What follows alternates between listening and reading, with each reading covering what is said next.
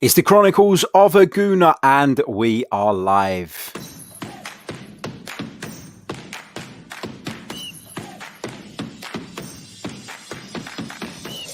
You're listening to the Chronicles of a Gooner, the Arsenal podcast. I'm Martin Tyler, and you're listening to Harry Symeou.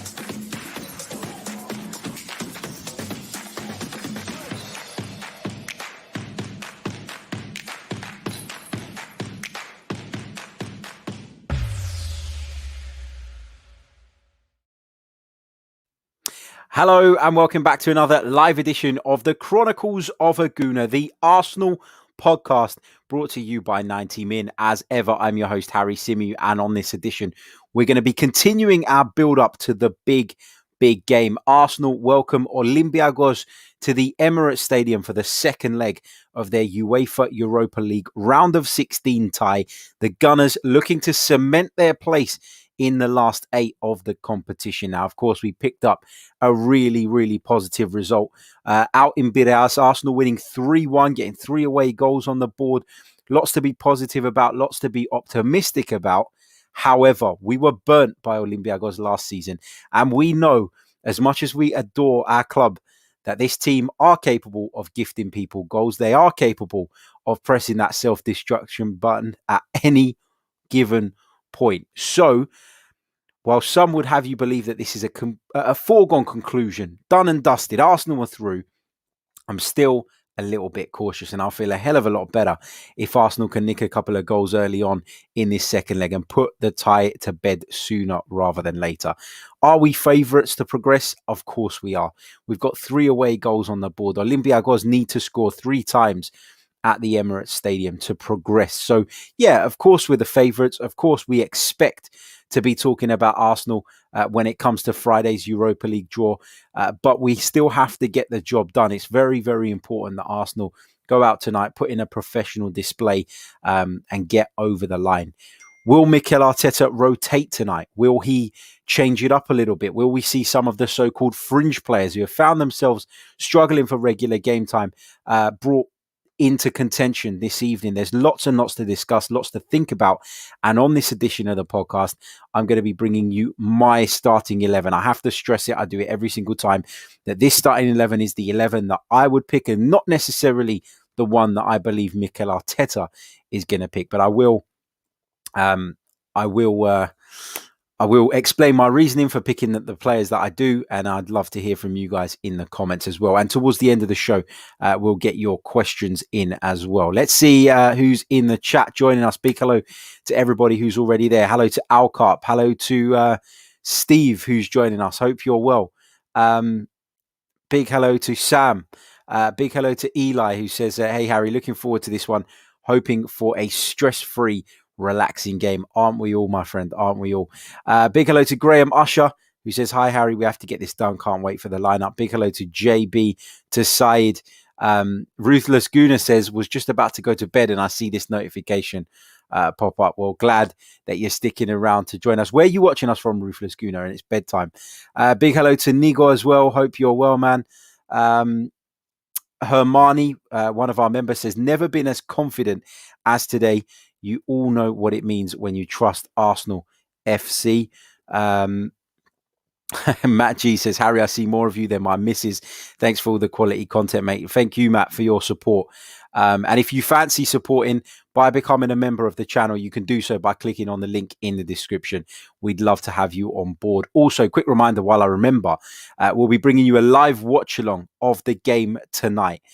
So if you fancy coming along and watching the second leg against Olympiacos in my company, then we'd love to have you. So come over, join me, and we'll go through the game together. It's always good fun and a good laugh.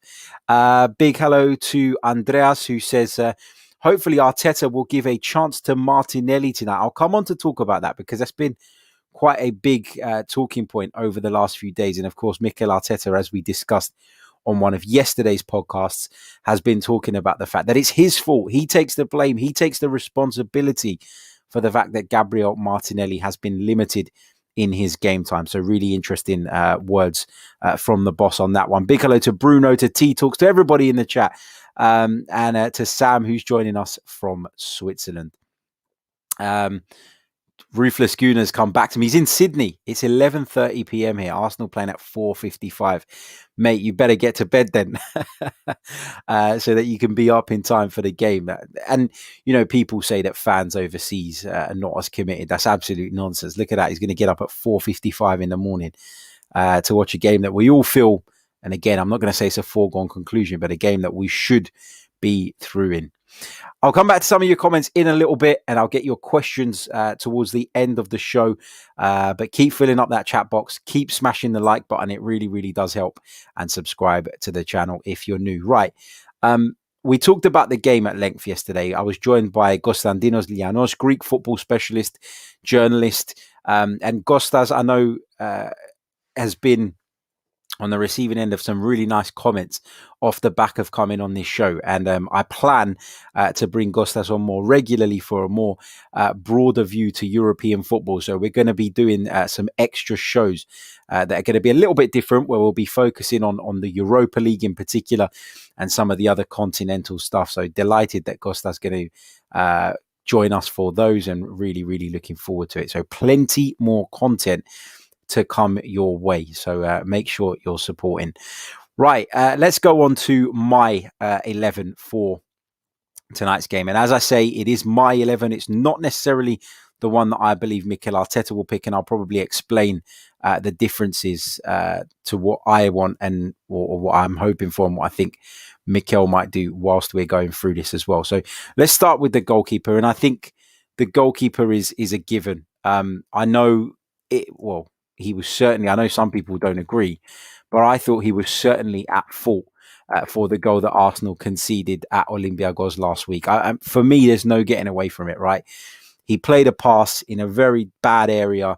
He can see from his goal the game unfolded in front of him, and yet he plays the ball to Dani Ceballos in a position where he's ultimately surrounded by 4 Olympiacos players, and we all saw what happened off the back of that. Dani Ceballos dispossessed, and Yusuf El Arabi, catching Bernd Leno out of position, managed to find the back of the net and hand Olympiacos an equaliser, a really cheap equaliser. And when I talked at the start of the programme about Arsenal's ability to push the self-destruct button at any given moment, that is exactly what I was talking about. That kind of incident, that kind of moment, the kind of moments that ultimately, if we want to progress, if we want to move forward, we have to cut out of our game.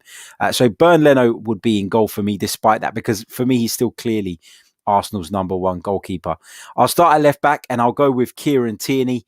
I know some of you have been talking on social media, I've seen it, about the possibility of Cedric coming in at left back and giving Kieran Tierney a bit of a break. I just feel like with the way the Europa League is, with how important the Europa League is to us, and the fact that we need to be very professional, I'd go with my strongest players, particularly along that back line tonight. I think it's really, really important.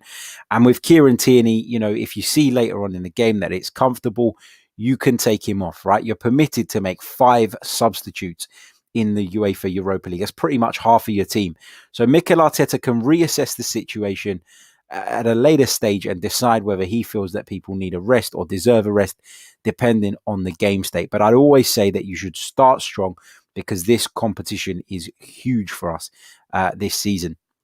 Moving over to right back, Hector Bellerin comes into the side for me. I know, again, a lot of you prefer Cedric to Bellerin at the moment, but I don't think Bellerin significantly weakens the team. I think there are things that Cedric does better, but I don't watch Bellerin in an Arsenal shirt and shit my pants like some Arsenal fans do. So for me, Bellerin at right back would be the answer. Didn't play at all against Spurs at the weekend, will be fully rested, fresh.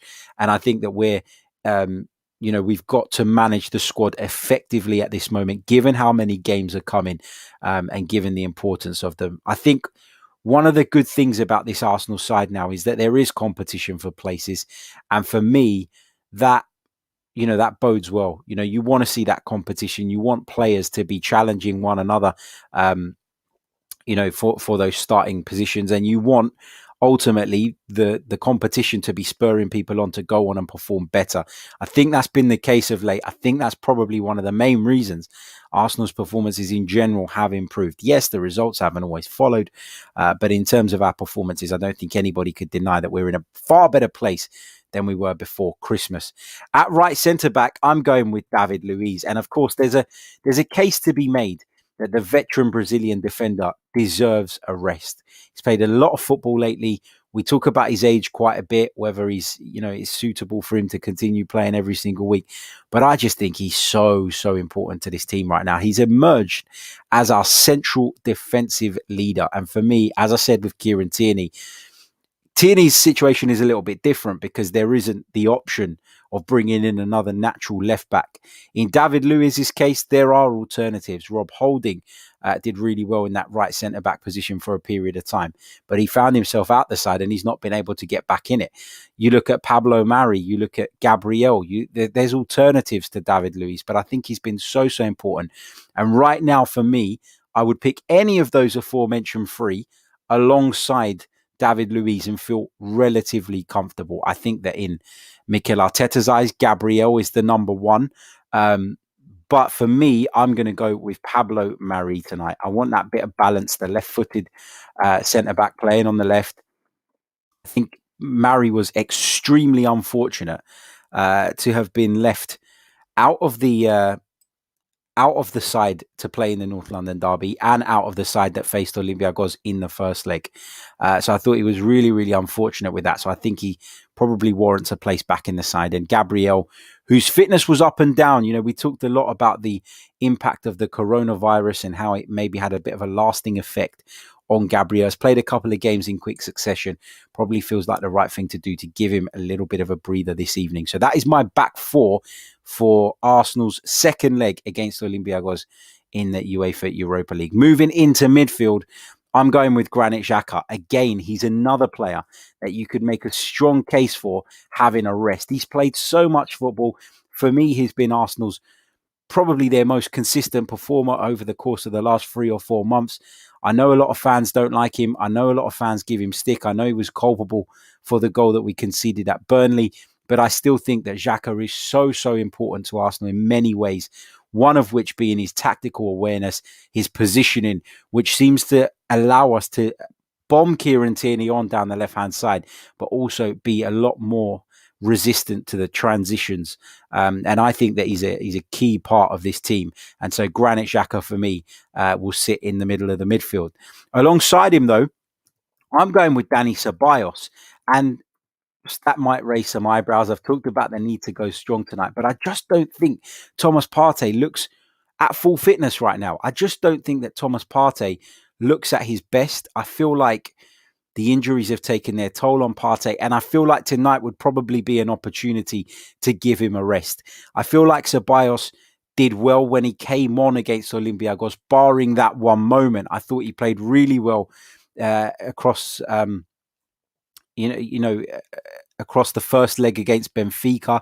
Obviously made the mistake in the second, but I thought he did okay after that. I think, again, with Ceballos, there's a mistake there. We know that.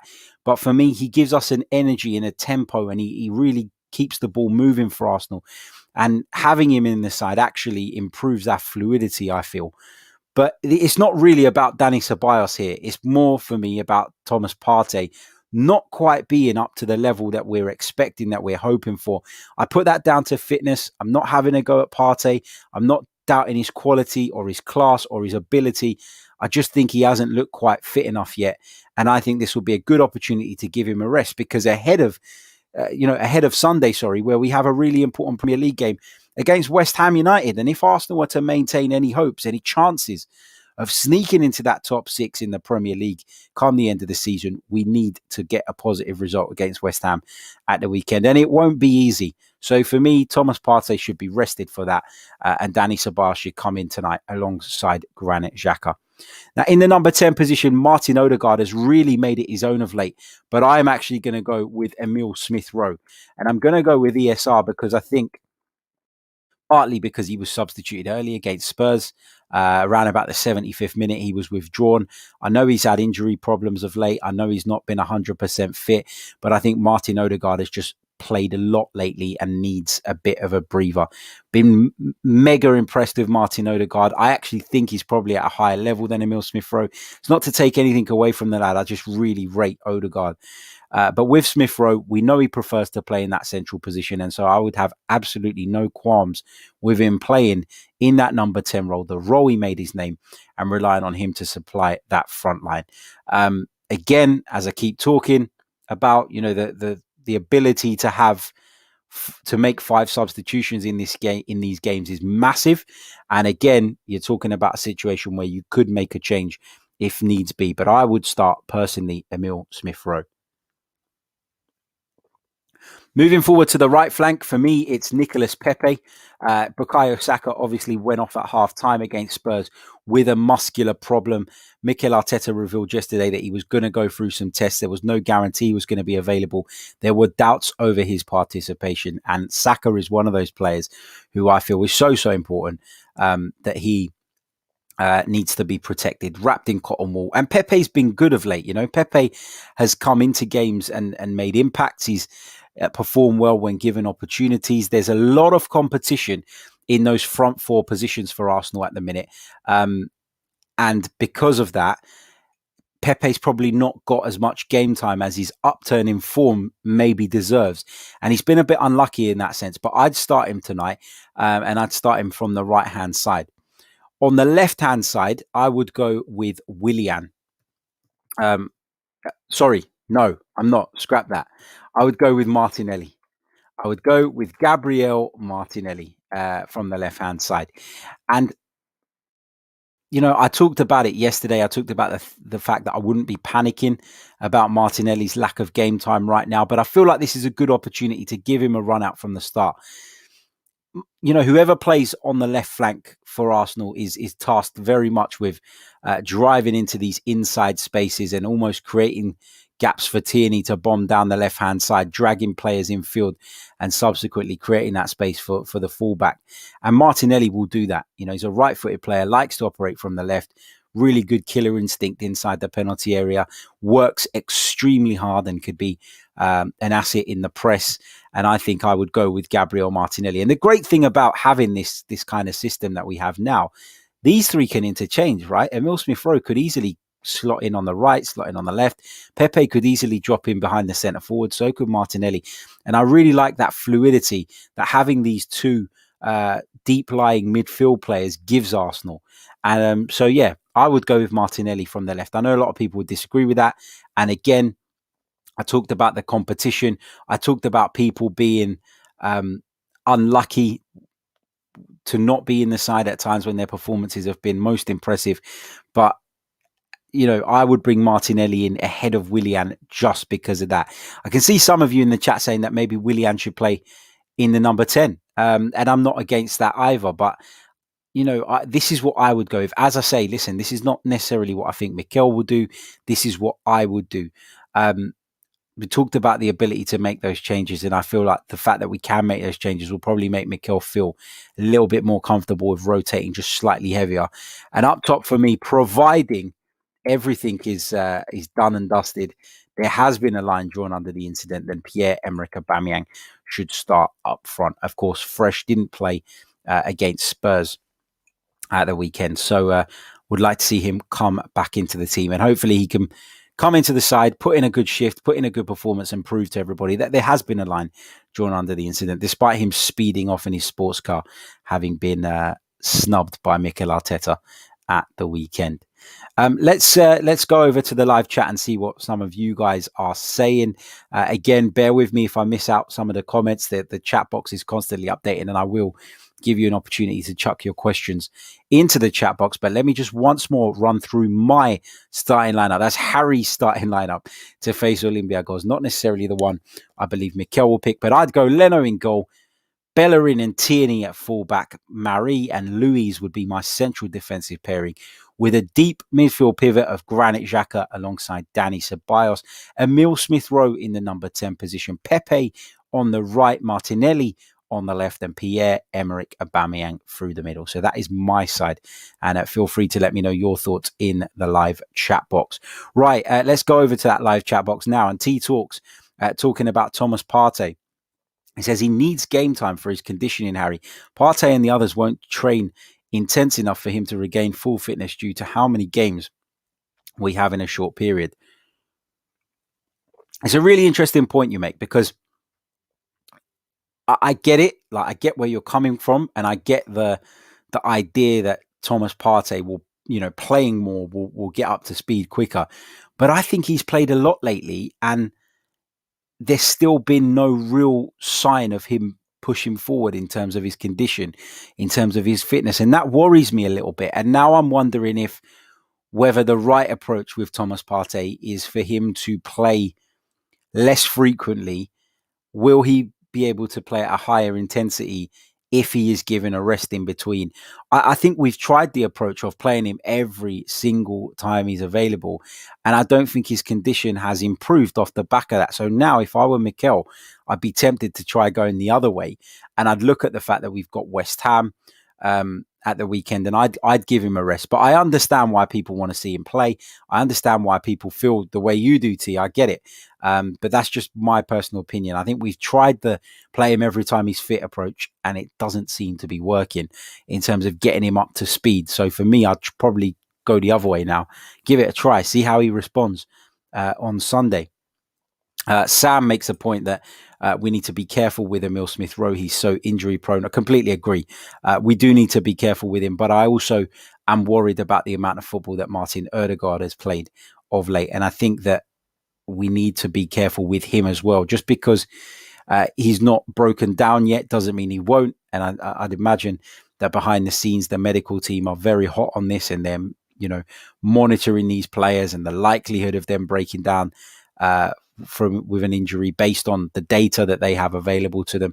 But yeah, that's I would play him tonight. But again, look, we talked about it. If Arsenal go into a really even more commanding position inside 20-30 minutes, then you can start in the second half looking at changes and saving people's legs, and not taking risks with some of these players. But I would be a little bit cautious about leaving too many of these guys out from the beginning.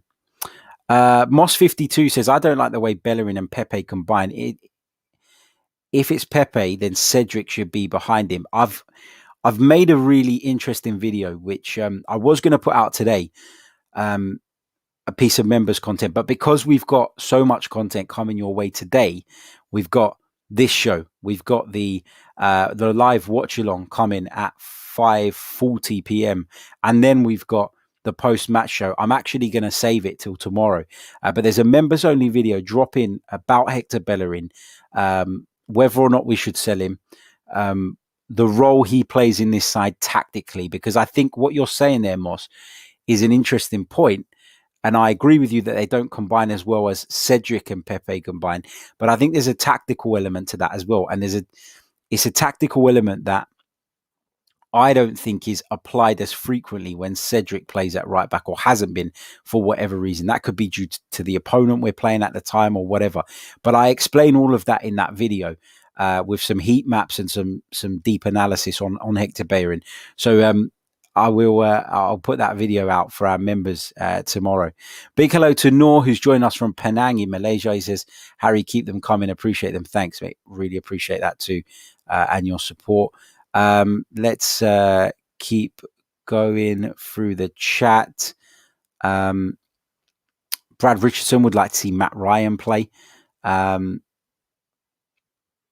What else have we got here? Saeed Abdullah says, good lineup, but I think El Neni will start because he was in the press conference yesterday. I wouldn't be surprised if El Neni started. I think Granit Xhaka definitely will, though. I'd be surprised if he doesn't. I think it will be him and one of the others. But yeah, that's a good shout. El Neni could be in contention. As I say, this is not the team that I truly believe Mikel will pick. It's the one I think that I would probably pick. Big hello to the Signature, and thank you for your very, very kind super chat donation. It is very much appreciated. So thank you. it's great to have your support. He says, sorry, Harry, Martinelli has the same level of ability to Saka. If Mikel is to blame, then fire him. Not playing real talent. I've got no faith in Mikel. 1 second. Let's just make yep. There we go. Thank you so much. I'm just making sure that I gave you the credit to the right person there. I doubted myself because another comment came up on top of it. But thank you so much. What else have we got here? The real captain talks about Bellerin tucking into the midfield more often than the overlap. Yeah, agreed. And I don't want to give away the video, but and what is in it. But yeah, that you're along the right lines. Ekene Ogbodo says, I know Xhaka is durable, but I'm beginning to get worried about him. There are just some players, Ekene, that are more durable than others. You make a really, really good point. And I think that he is one of those players right now that you can rely on and trust to be at the right level physically week in, week out. And Delisu follows that up with, Harry, if Xhaka starts tonight, do you think he'll also play against West Ham with all the football he's played? I think he probably will.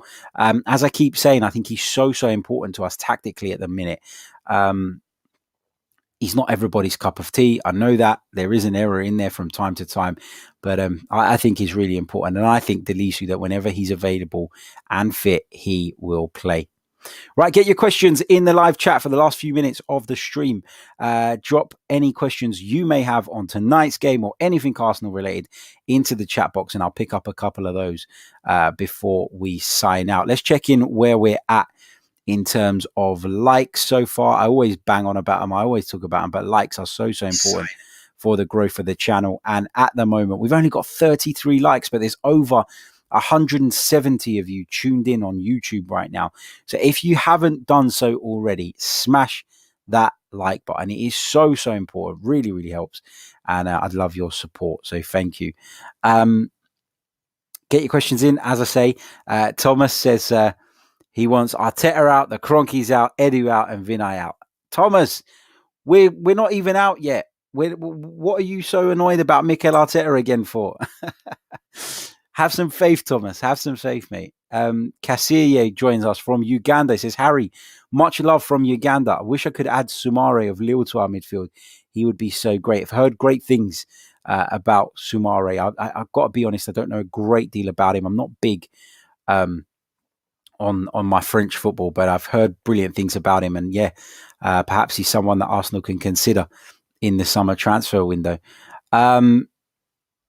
Patrick says, will Oba start tonight? I think he probably will. Yeah, if I had to guess, I think that'd probably be the decision of Mikel Arteta, if indeed a line actually has been drawn under the incident, as we were led to believe. T-Talk says, are you doing a watch-along for the draw tomorrow? If we go through, work permitting, I will. If I don't get to do the draw as a watch-along, I'll do an immediate reaction video, literally straight after it. But it just depends on work, because I'm writing tomorrow. So just gotta work it out. But yeah, I'd love to do that. It'd be good fun. The problem with doing a watch along on the draws is that they just talk so much crap throughout the draw, and it's just a really dragged out process, isn't it? So I don't know if I'd rather do that or just bring you guys a video where we can actually focus on the facts instead of speculating once the draw has been made. Matt G says, if you found out that Oba was one of the other players who refused to take a pay cut, would that change your opinion of him? Interesting question, but I don't think it would. I actually thought that the club's request to get players to take a pay cut was a little bit cheeky, considering they weren't giving them the much information about what it was going to lead to, considering they still made people redundant, considering all the things that went on after that. I didn't really have an issue with Mesut Ozil asking where his money was going to go. So I'd be a hypocrite if I said that it was going to make me dislike Aubameyang or change my view on him. I think that the players, if you're going to take a pay cut, have a right to know why that pay cut is being done and what exactly the club planned to achieve by doing that. And they didn't give clarity on that from what we're led to believe. Aditya says, do you think Sander Berger will be a good addition to this Arsenal squad? I'm not a massive fan of his, but there is reported interest, and I don't really get what the fuss is about him, if I'm honest. Brad Richardson says, what Arsenal moment would you want made into a film like 89? Really interesting question. Maybe the title win at Old Trafford. Because for me, like, look, I know we won the league at Spurs and all that. And that was obviously great.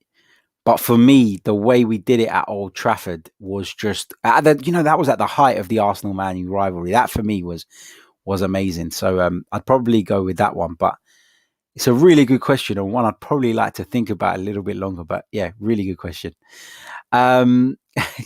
Sam says, when are the Bellerin and Willian figurines arriving? I haven't even ordered them yet. I need to get on that quickly. But yeah, I was going to say to be continued. That's not the right term. Coming soon is the right one. There we go. Right, we're going to leave it there because we're going to be back, as I said, at 5:40 p.m. tonight for our live watch along of Arsenal versus Olympiacos in the second leg of their UEFA Europa League round of 16 tie. Really, really looking forward to what should, in theory, and I stress the in theory part, be a comfortable evening for the Gunners. So fingers crossed we can get through without it being a nervy one, without any mini heart attacks, etc., etc. So looking forward to that. Come and join me for that. As I say, from 5:40. And of course, we'll be bringing you some post-match reaction following the game as well. So lots and lots to come on the Chronicles of a Gooner. Subscribe, hit the like button, join the memberships if you haven't already. And I'll see you guys soon. Cheers.